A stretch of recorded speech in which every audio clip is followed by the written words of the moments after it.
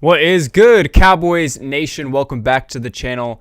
Got our Week 3 reaction. Cowboys won on Monday Night Football by a final score of 41-21 over the division rival Philadelphia Eagles. The stream's going to be a little short today because I think I'm going to the Rangers game here in a little bit. It is already 5:30. The game starts at 7. So, I'm going to try and wrap this up and keep it brief. But we're going to try and get everything there is to talk about squished into this about 20 or so minutes. Before we do that, I would just like to point out that about 90% of you guys who watch my video streams and all that are not subscribed to the channel. If that is you, do me a favor, hit that big red subscribe button, make it say subscribed, tap the bell icon next to it to get notified anytime I upload or go live. Drop a like on the stream and leave a comment or come hang out in my chat if you are here live as this is happening. If you're watching it back at any point, because I do get about, 40 to 50 people watching these streams back, make sure you guys have those notification bells turned on. That way you're notified whenever I go live and you can be here live when I'm actually talking to you guys, in a live format. That's what a live stream is. So let's go ahead and get right into it. Like I said, Cowboys won 41-21 on Monday. I was at the game, by the way. Let me tell y'all, an environment that I've only experienced in the playoffs. I've been to two playoff games, two NFL playoff games in my life. One of them was the Texans and Bills in 2020. Deshaun Watson led the Texans down the field with that crazy break sack. They kicked a field goal to win it. And then the following week, I went to Kansas City for that game that the Chiefs won by it was 50 to 20 something. Scored a ridiculous amount of unanswered points. Texans were leading I think 24-0 at the end of the first quarter. So I've experienced some playoff environments. And let me tell y'all, this Cowboys-Eagles game felt exactly like it. I can understand why, First game back at Jerry World, full capacity since the pandemic hit. People were going crazy, man. Division game, Monday Night Football, early in the season. Dak is back.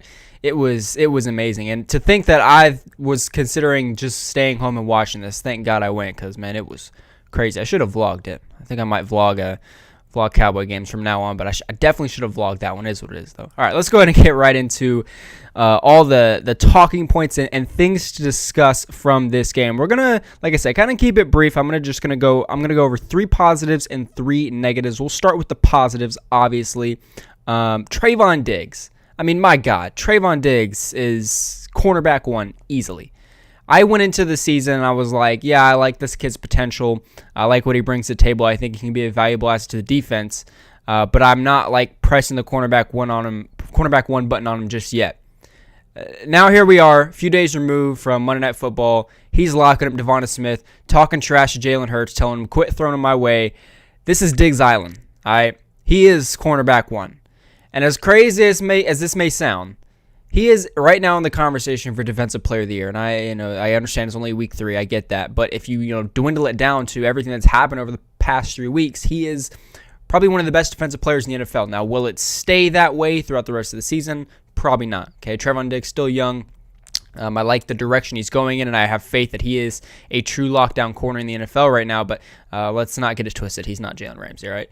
But I do really like what Trayvon Diggs has brought to the table so far this year. He, shadowed Mike Evans in week 1, only allowed a reception for 10 yards, did really well against Keenan Allen, and like I said, locked up Devonta Smith, had a beautifully jumped interception. It was a pick 6, actually, off of Jalen Hurts in the third quarter. He actually has 3 interceptions this year, 1 in each game. His coverage grade per PFF excuse me, is 87.1. That is tied for first among cornerbacks in the league. And I think the biggest question that comes to mind when we talk about Trayvon Diggs is this kid a top 10 pick in a 2020 redraft? And my answer to that is yes. You look at the guys that were taken in the top 10, cornerbacks specifically. Jeff Okudah is injured right now, but Trayvon Diggs has outplayed Okudah definitely throughout the course of his short career. C.J. Henderson just recently traded, I believe, over to Carolina. The Cowboys will face off against him on Sunday here in a few days. Trayvon Diggs has outplayed both those guys. And I understand, small sample size, short career, one of them's hurt. But I'm taking Trayvon Diggs over Okudah and C.J. Henderson any day. So let me know what you guys think down in the comments below or in my chat, whatever, however you're watching this. Is Trayvon Diggs a top 10 pick in a 2020 redraft? He went 51st overall in the original draft. That was a second-round selection. By the way, I think I'll be making a Trayvon Diggs video tomorrow to kind of bridge the gap between my Eagles and Panthers content. So you guys keep an eye out for that video. All right, second positive, jumping the gun here. Second positive, the defense, just as a whole.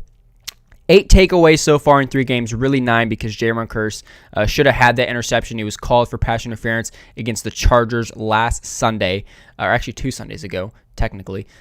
So really 9, but 8 takeaways on the stat sheet. And, I mean, this defense, new look, it's beautiful, all right? What's the one thing this Cowboys defense really wasn't able to do? Well, there's a lot of things they weren't able to do last year, but over the course of the past 2-3 years, it's been takeaways. That's like the big thing that this Cowboys defense has lacked. And we already have, I think, more. I saw something somewhere that said, I think we have more than we had last year. I mean, what more could you ask? Dan Quinn has brainstormed some schemes that as Cowboy fans, we just haven't seen in recent memory. I mean, Dan Quinn, and we'll talk about Kellen Moore, because both coordinators, Dan Quinn and Kellen Moore, I have reason to believe they're going to get head coaching jobs next year. But Dan Quinn especially, I mean, this guy's a football genius. He turned a defense that was arguably one of the league's worst, not just in stopping the run, but as a whole, into one of the league's best. And I understand only week 3, we still have a long road to go, but you have to consider Cowboys were without Keanu Neal. They were without DeMarcus Lawrence, Neville Gallimore, Carlos Watkins. I understand he's not that big of a deal in this defense, but they're without some of his guys. Guys he brought in this offseason, Watkins and Keanu Neal specifically, and they're getting it done.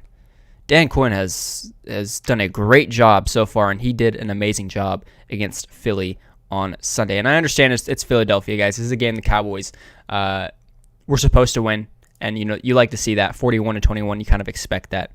So I don't want to get too riled up, but it was just nice to see that Dan Quinn, muscled stuff up with his brain and brought his IQ to the table and is allowing this defense to flourish. Guys on this defense that are flourishing: Oso Digizua, Micah Parsons, Jayron Kearse, Anthony Brown, Jalen Smith, Randy Gregory. These are all guys that really stood out to me yesterday. Jayron Kearse, he led the team in tackles. Anthony Brown, he had an interception. We've been harping on Anthony Brown. Just because he had that pick doesn't mean I'm fond of him. I still think that he is this defense's most liable asset. Jalen Smith, he didn't give us anything negative to talk about, and I've really liked what I've seen from Jalen Smith so far this season. Randy Gregory, he drew 3 holding calls, didn't get a sack on Monday, but those holding calls matter. Oso Digizua, a sack and a half. 2 quarterback hits, 9 pressures, and 6 hurries in his last 2 games. Guys, this kid was a 3rd-round selection. Forget his awful week 1. He was not good in week 1. What he's been doing in week 2 and week 3 is what you should be excited about. This kid is the truth. I can't wait to see what he does the rest of the way out, because in my opinion, he definitely won one of those defensive tackle starting jobs just off this Monday night performance against Philadelphia. And then Micah Parsons, we have to talk about him, obviously. Potential defensive player of the year. 5 quarterback pressures on Monday. And here's an interesting stat for you. This is per Next Gen Stats, which I love, by the way. If you guys enjoy, nerding out to football, go check out Next Gen Stats. A great website, free, and a lot of cool stuff. But 0.87 pass rush get off. It's pretty good. This kid's playing defensive end. I don't know if he's really gonna get inserted back into that linebacker role until DeMarcus Lawrence comes back. He is showing us a lot from the defensive end position, and I do love him in coverage. I often bring up the 4 of 6 tight window coverages as the nearest defender in week 1 against Tom Brady as something to talk about in terms of Michael Parsons in coverage. But as a defensive end, I think he's overshadowed what he did in week 1 against Tom Brady. And we all know to have a good defense, it starts with pass rush. And Micah Parsons has done wonders in the 2 weeks that he started at defensive end. He's, I think, PFF's it's either first or second highest graded pass rusher over the past 2 weeks among guys, trying to get at the quarterback. So how do you take that out, or how do you put him back into coverage when those things are being said? You just kind of can't. So we'll have to see what happens when DeMarcus Lawrence comes back more towards the end of October, beginning of November. We'll cross that bridge when we get there. But right now, Michael Parsons, the defensive end, is, like I said, doing wonders. All right, let's flip it over to the offense. Third positive from this game, Kellen Moore. Dude called an amazing game. And just like Dan Quinn, like I said, he will absolutely get a head coaching gig next year.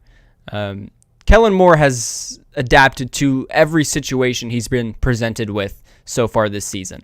We talked about, in week 1, our preview, Bucs have a really good pass rush. How is he going to, work around that? They have an exceptional run defense. He turned that game into a hopeful game, from a hopeful game to a game that we could have won had Greg Zuerlein, made some kicks. The way he's integrated screen passes, the way he's kind of changed the pace of this offense from a mid to deep passing attack to a short to mid passing attack, kind of throwing defenses off, is a big reason why I think he's one of the best offensive coordinators in the NFL. And like I said, there is no doubt in my mind that he gets a head coaching gig next year. All right, let's flip it over now to the negatives. And of course, we have to talk about negatives. All right, Cowboys did win this one 41-21 as previously mentioned, but it wasn't a perfect game. It was pretty close to a perfect game, but wasn't exactly perfect in the sense of the word. Passing in the red zone, that is my first negative. This absolutely needs to get better. All right, we've talked about so much on this channel from the beginning of the season how the Cowboys red zone offense has really struggled. And you look at some of the best teams in the league, the Chiefs, the Bucs, the Packers.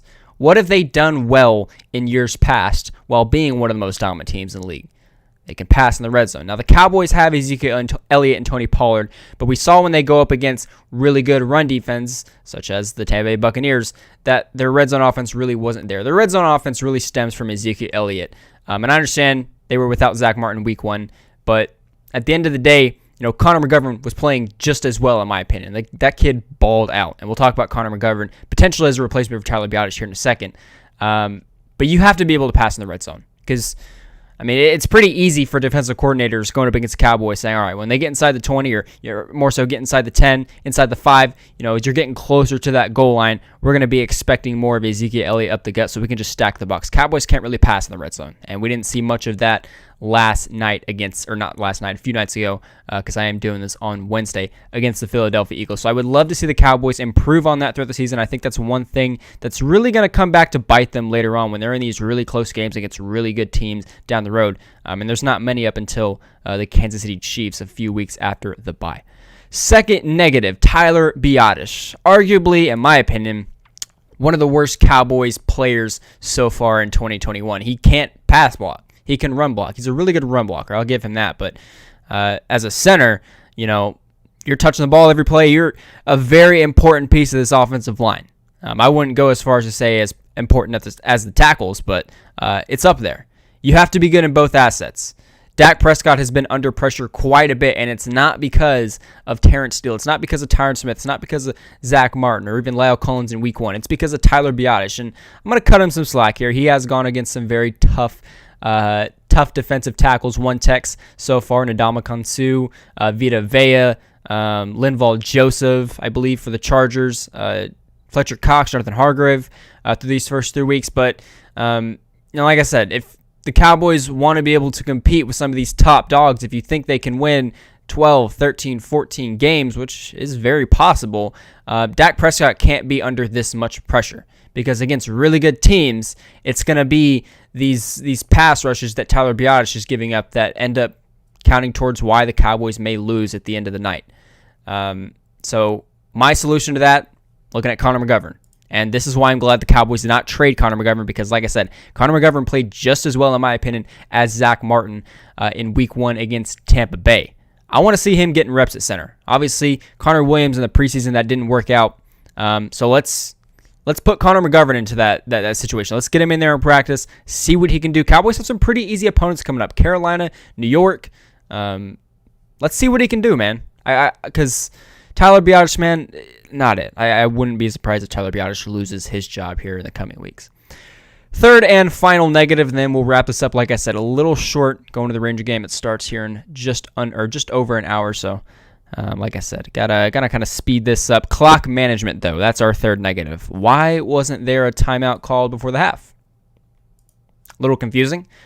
This definitely needs to get better, and this isn't like a big issue. This is more so like a side issue that's just gonna be kind of annoying, like a little bug. It needs to get better though. And Jerry Jones said on 105.3 The Fan the other day that he's not so much so concerned about that, because I think it really is. You put it under a microscope. I mean, it's a big deal, but you put it under a microscope. I mean, this coaching staff has done a lot of great things, and the clock management it's just not one of them. But again, like I said, it's under a microscope. I just think it needs to get better because, like I was saying, if we think the Cowboys can win 12, 13, 14 games, it's that clock management. It's giving Dak Prescott an extra drive to get down the field and score an extra 3 points in a game against a really good team like the Kansas City Chiefs, which might come down to a field goal. It's calling a timeout at the end of the half to give Dak Prescott the opportunity. That will matter. So I would love to see that improve just a little bit in the coming weeks. Yes, Micah is a beast. I'm looking over at my chat. My apologies, Sebastian.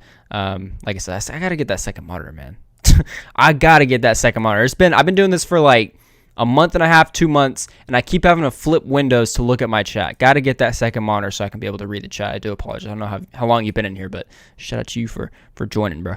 All right, that is about everything I got for you guys. If you enjoyed, don't forget to drop a like, leave a comment, and subscribe. Like I said, it was a little short today. I do apologize. I will probably have a video out tomorrow going over Trayvon Diggs, the dominance he's presented the Cowboys in the first 3 weeks of the season. That will kind of bridge the gap from my Eagles content to my Carolina content as we begin to preview the Panthers game on Sunday. It's going to be a 12 o'clock game, early game. Should be a pretty easy win, but we'll talk about that a little more later in the week. Like I said, that's everything I got for you guys today. If you enjoyed, once again, drop a like, leave a comment, and subscribe, and I will see you guys tomorrow. Monkey.